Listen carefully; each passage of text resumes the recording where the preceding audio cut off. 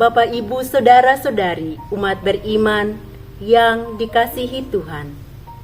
Salam jumpa dalam Renungan Prapaskah Minggu kedua, tanggal 1 Maret 2026. Bacaan-bacaan suci yang kita renungkan pada hari ini menawarkan kepada kita 3 kata kunci yang dapat membantu kita untuk membaharui hati dan hidup selama 40 hari retret agung dalam masa Prapaskah. Kata kunci pertama, tinggalkan. Kitab Kejadian bab 12 ayat 1 sampai dengan 4 mengisahkan kepada kita tentang panggilan Tuhan kepada Abram atau Abraham untuk meninggalkan negeri dan orang-orang terkasihnya. Tuhan bersabda, "Pergilah dari negerimu, dari sanak saudaramu." Kita bisa membayangkan bagaimana seorang Abraham yang pada waktu itu sudah lanjut usia dipanggil Tuhan untuk meninggalkan rumah, kenangan, dan jaminan hari tua demi sesuatu yang tidak pasti dan tidak kelihatan. Abraham sebagaimana dalam kisah pada ayat selanjutnya, dengan tidak berkomentar, ia pergi sesuai dengan rencana Allah. Ia yakin dan percaya bahwa Allah yang memanggilnya merencanakan sesuatu yang terbaik bagi hidupnya. Saudara-saudariku yang terkasih, seperti Abraham, kita pun dipanggil untuk keluar dari negeri kita masing-masing. Dalam arti zona nyaman kedosaan kita atau kebiasaan-kebiasaan lama yang kadang membuat hidup kita tidak bahagia dan terasa berat. Zona nyaman tersebut bisa berupa kesombongan, iri hati, dendam, egois, munafik, suka gosip, dan berbagai kelemahan pribadi lainnya. Semua itu merupakan negeri yang perlu kita tinggalkan. Pertanyaannya, beranikah kita untuk melepaskannya? Kata kunci kedua, berani untuk ikut menderita. Bila kepada kita dilontarkan pertanyaan, maukah engkau menderita?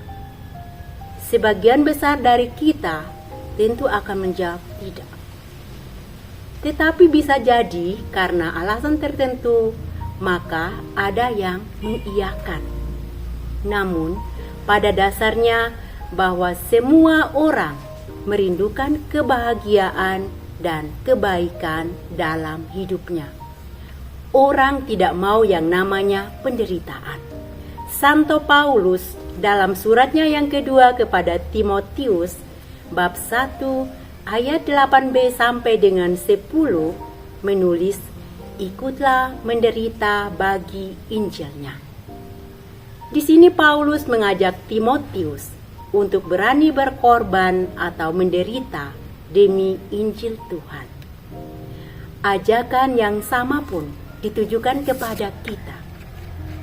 Sebagai orang yang mengimani Kristus, penderitaan tidak akan terlepas dari hidup kita.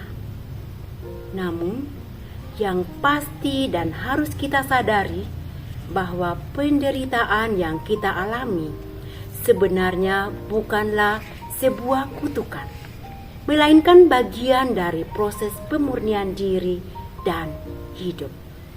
Pertanyaannya, maukah kita bersyukur pada saat kita mengalami penderitaan, ataukah kita hanya mengeluh dan mengeluh saja ketika berhadapan dengan penderitaan itu? Kata kunci ketiga, dengarkanlah Tuhan.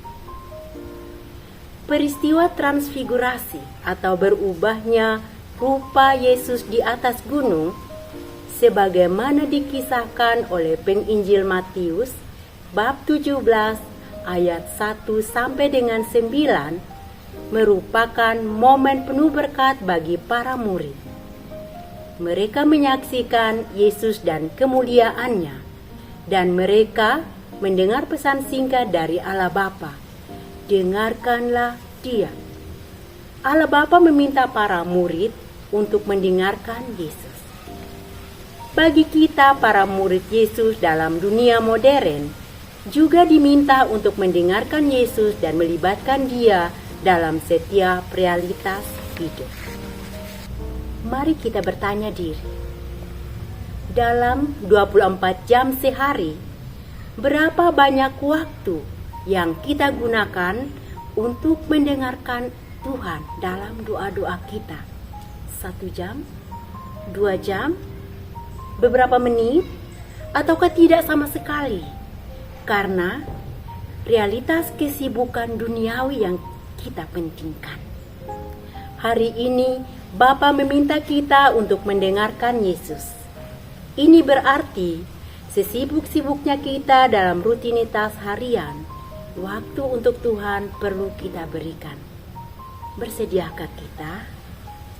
Saudara-saudariku terkasih, mari kita belajar dari ketiga tokoh utama bacaan-bacaan kitab suci hari ini untuk menjadi pribadi yang berani meninggalkan masa lalu, berani menderita tanpa malu dan tetap setia, serta menyediakan waktu untuk berdialog dan mendengarkan Tuhan serta kehendak-Nya dalam hidup kita.